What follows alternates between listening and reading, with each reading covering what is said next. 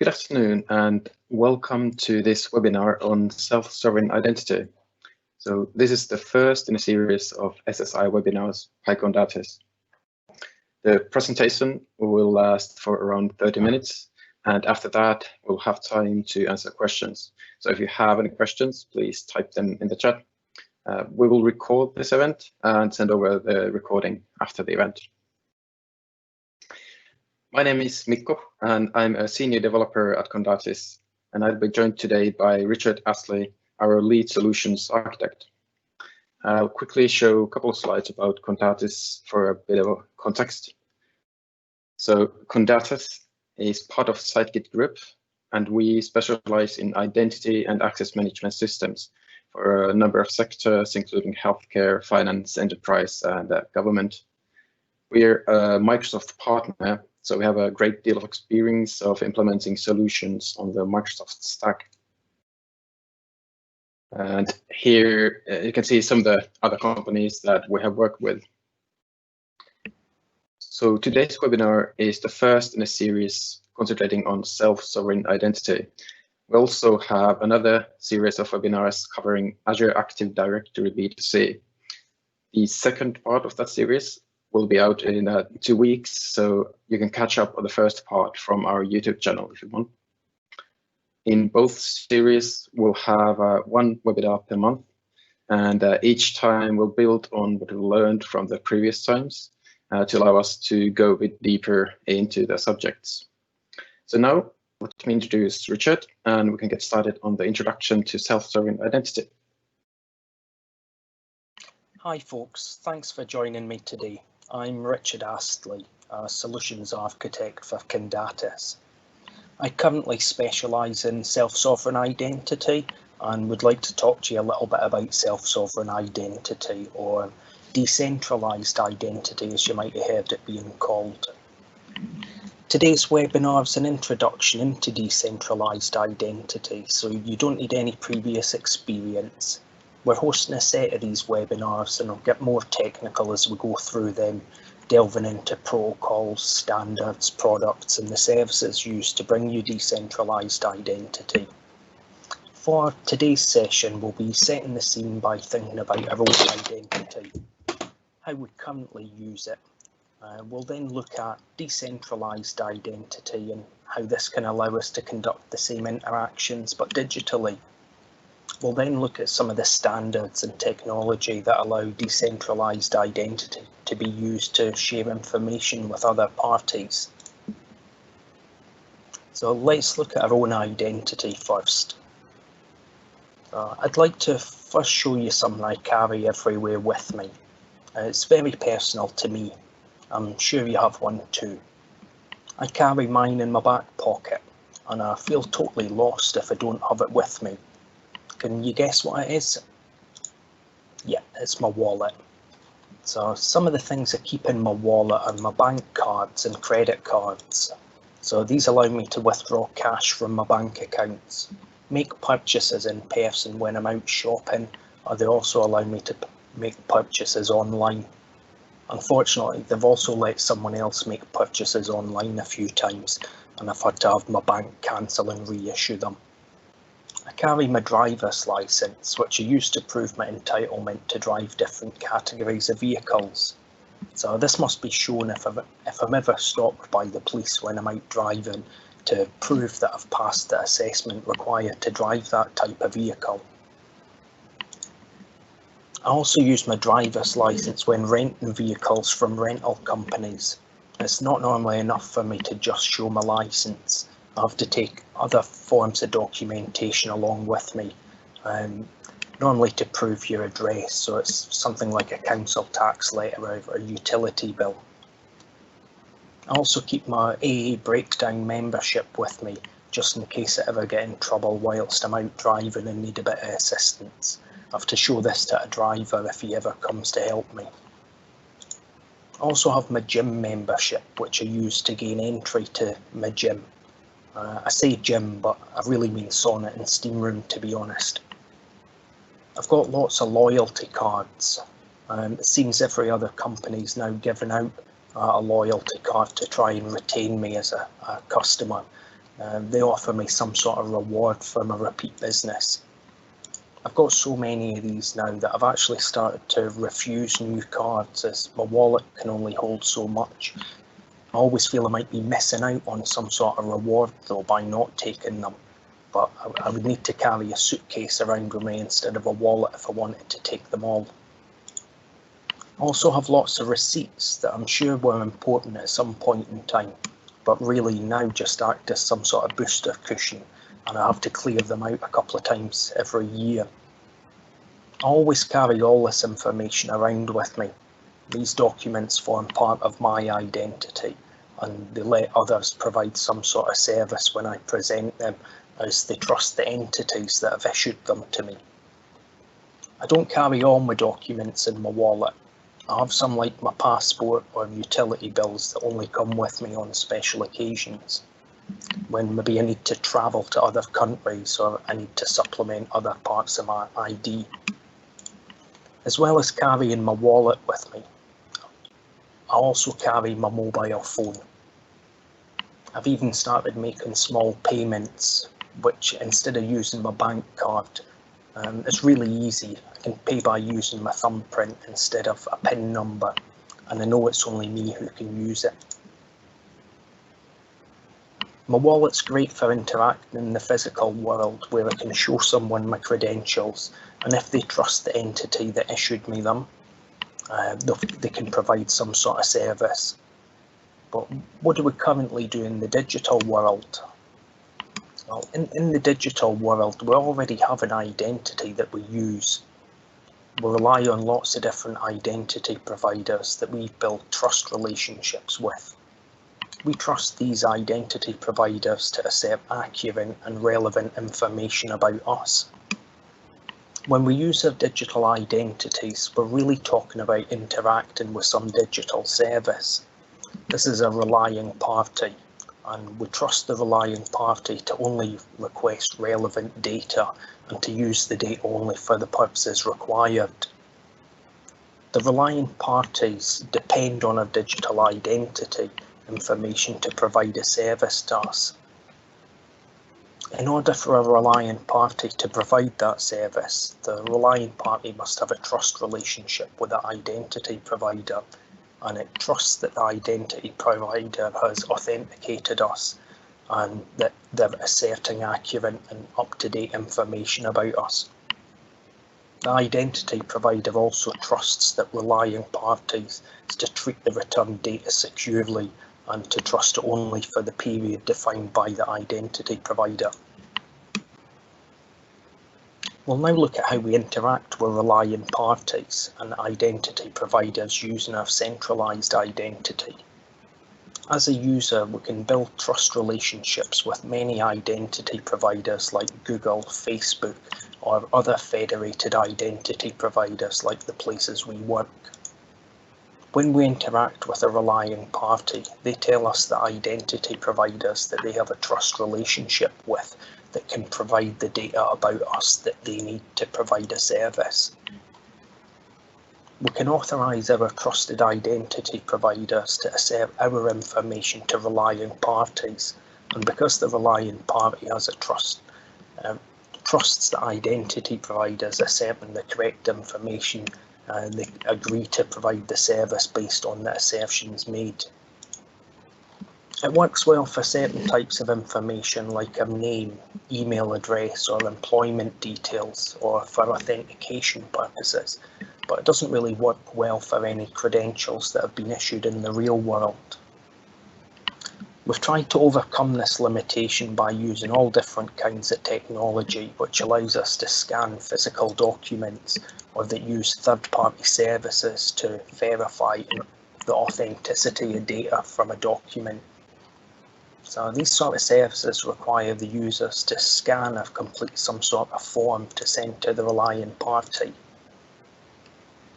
The relying party then validates this information itself or with a third-party service before trusting and providing the service.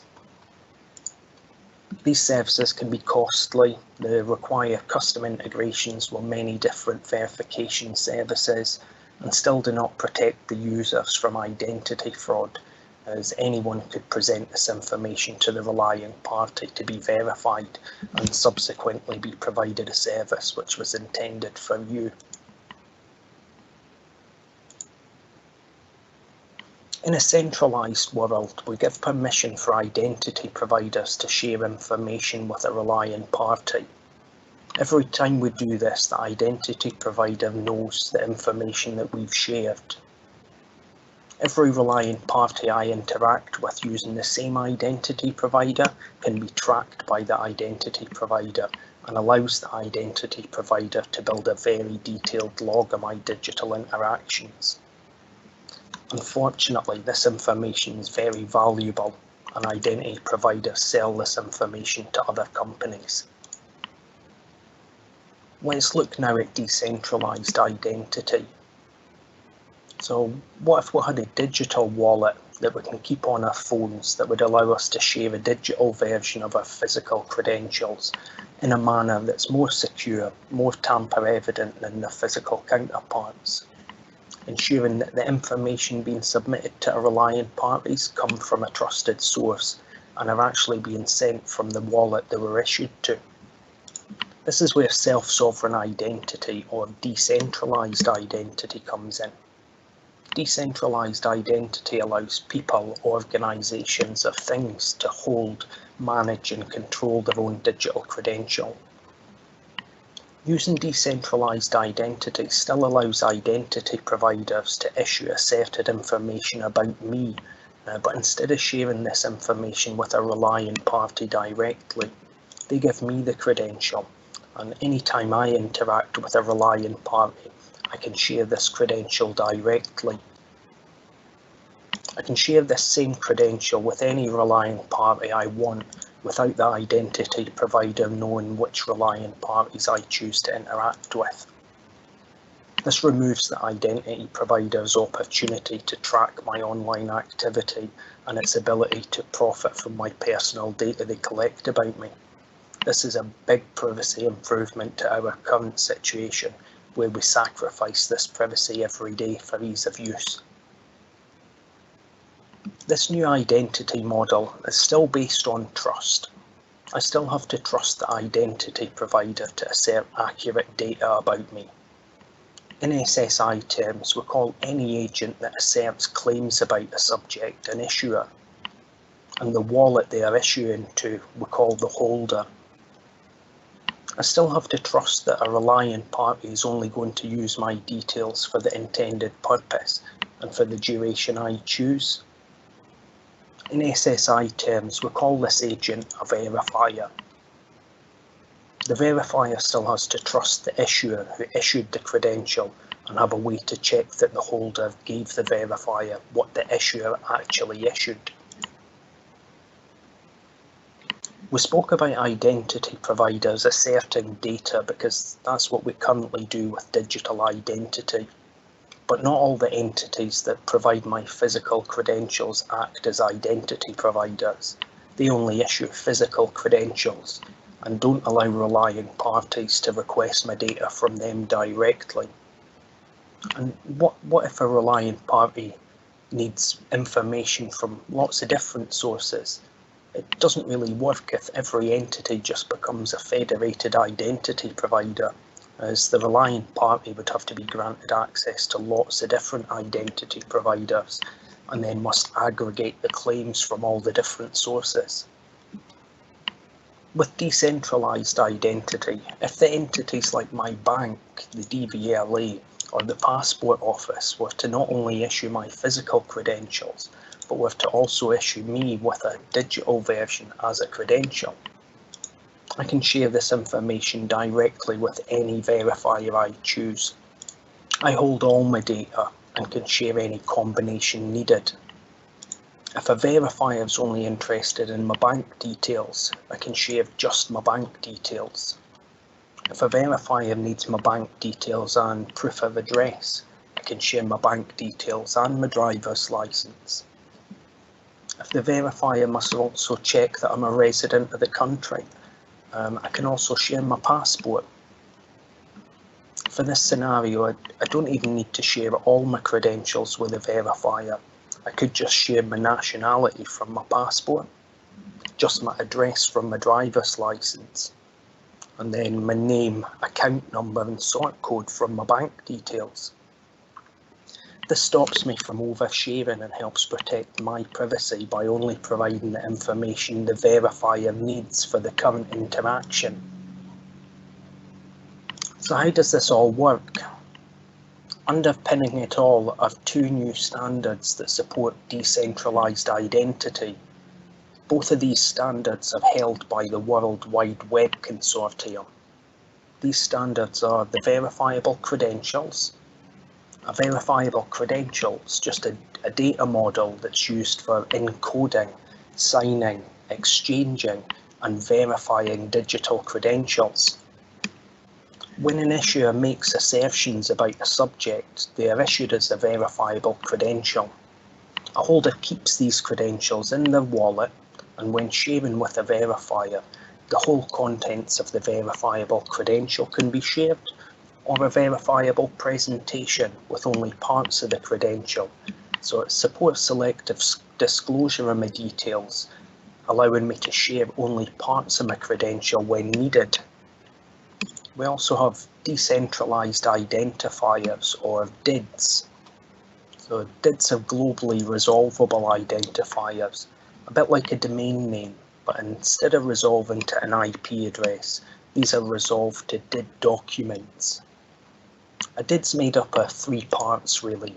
The schema DID, the method, which is what the ledger network the DID is written to, so here SOV or ION, and then the method specific identifier used to locate the DID within the ledger specified by the method. DIDs are a new capability, and we don't need agencies like certificate authorities to create a DID for us, like we do with security certificates. Instead, anyone can create their own DIDs. A DID document can be used to describe an issuer's details, including the public key they'll use to sign credentials with, and service endpoints where you can interact with the issuer.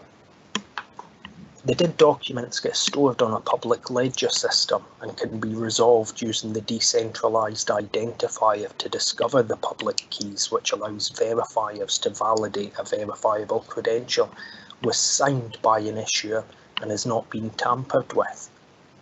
The DIDs on the ledger support distributed public key infrastructure, so this allows two entities with no previous knowledge of each other to sign and verify data in an interoperable way. Let's look at the whole process and see how the trust relationship is built between an issuer and a verifier, where the only connection is through the holder who has a relationship with both parties. In order to support this trust relationship, the verifier must be able to check the authenticity of the credential submitted to the verifier by the holder. A public distributed ledger is used to allow a verifier to discover the information needed to verify the credential. An issuer, before issuing a credential, creates the private and public keys. The issuer registers the public verification key in a DID document and the credential definition to the ledger. The issuer can then issue a verifiable credential that is signed with the issuer's private key to the holder. If asked by a verifier to share their information, the holder can share the verifiable credential with or verifiable presentation with the verifier. The verifier can look at the issuer DID, resolve the DID to a DID document, and get the public key used to sign the credential. They can validate the signature to ensure the credential has not been changed or tampered with. If validated successfully, they can grant access to a system or complete a purchase or some other process that's dependent on the user's credential. They can use this credential to form your authentication mechanism, knowing you'll present the same credential when you return. This removes the need of having usernames or passwords to access their service. By using the distributed public ledger along with verifiable credentials and DIDs, We now have a way to prove our identity digitally in an interoperable way that doesn't require every relying party to have a relationship with every identity provider. Relying parties can ensure who issued the credential, that the credential was issued to the holder, and that the holder's not modified the data. The issuer can also revoke a credential by writing to the ledger. So when a verifier verifies the credential, they can also check the ledger to make sure the credential's not been revoked by the issuer.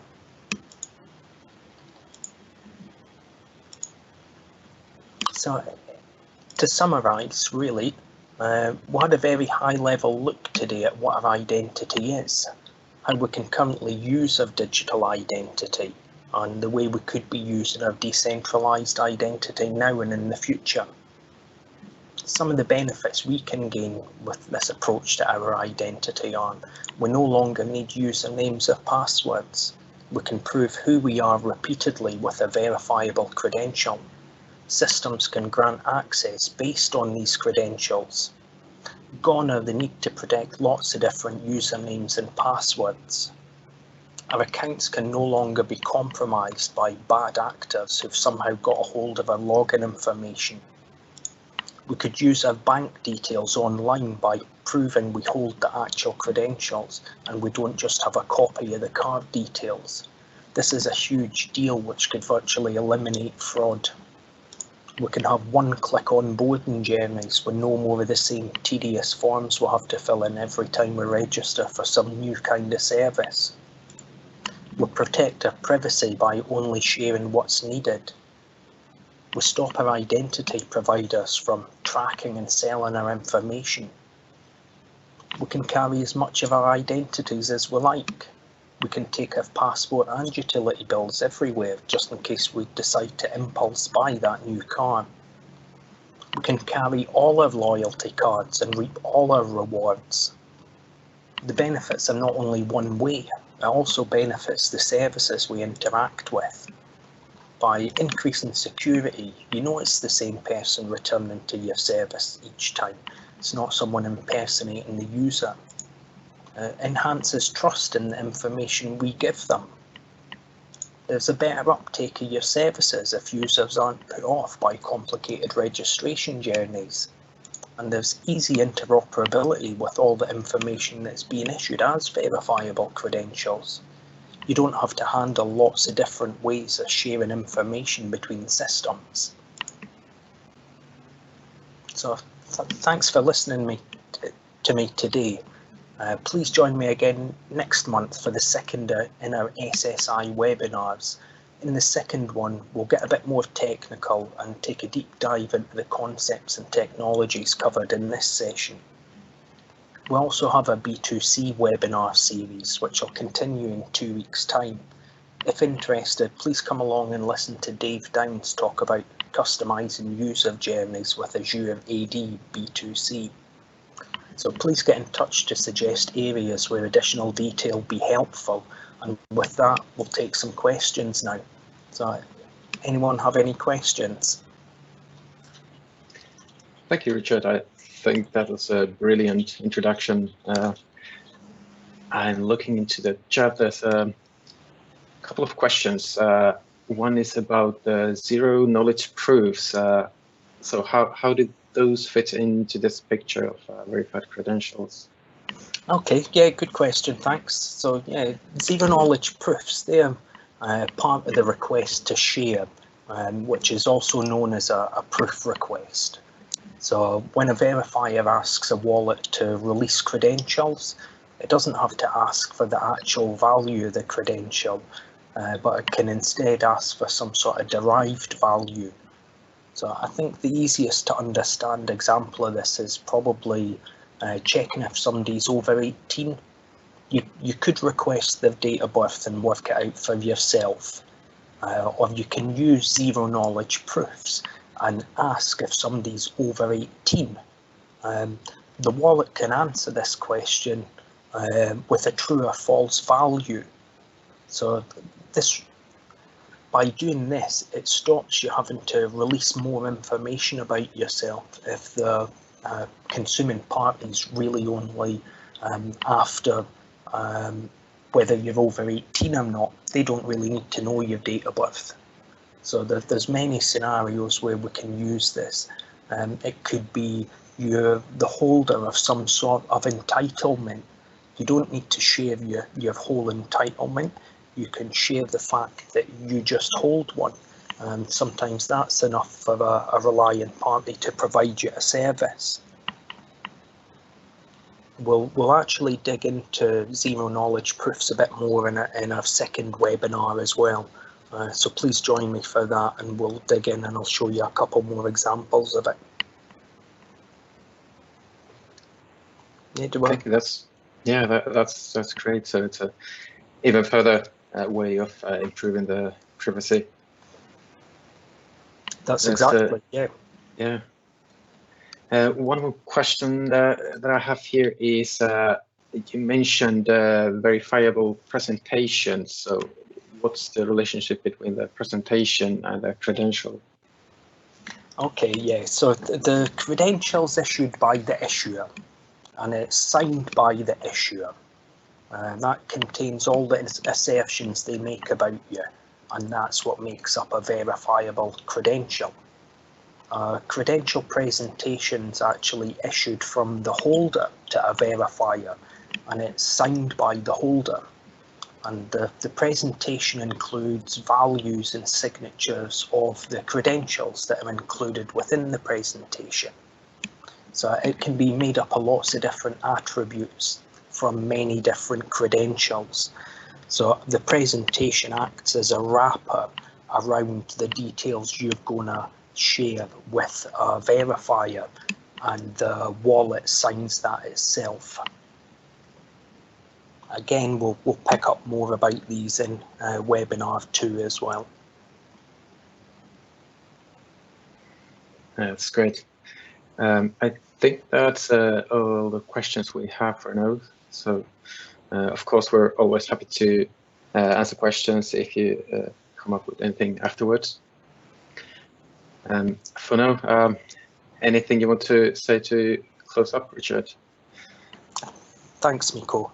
Yeah, if we've no more questions, I'd just like to really thank you all again for attending, and I hope to see you at the next webinar. If anyone would like some more content or specific topics, they can get in touch with us and we'll try and build them into later sessions in our webinars. But again, thanks a lot for attending. Brilliant. Thank you, Richard. Thank you, everyone.